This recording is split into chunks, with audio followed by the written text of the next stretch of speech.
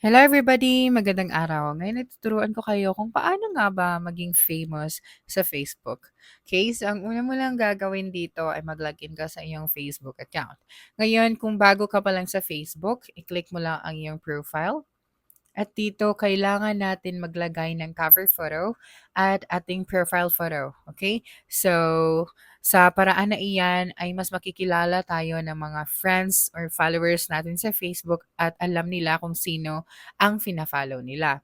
Okay, ngayon natapos ka na maglagay ng profile photo or cover photo mo, ay kailangan mo na mag-upload or pwede ka rin mag-live video, mag-upload ka ng photos or videos. Pwede ka rin gumawa ng live event dito.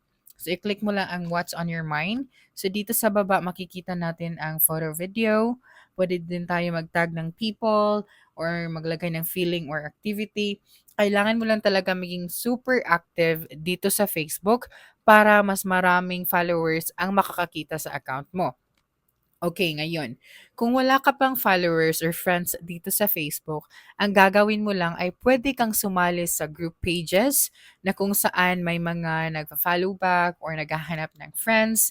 May mga group page kasi na nagfa-follow back sila kapag finalo mo sila. So, kailangan mo lang mag-post sa group page na iyon para mas marami pang users ang magfa-follow sa'yo. So, i-click mo lang itong group page option na nasa itaas at i-click mo ang discover. So dito makikita mo na lahat ng group pages na pwede mong salihan. So sumali ka lang sa mga group pages na iyon at pwede ka nang mag-post kapag na-approve ka ng kanilang admin.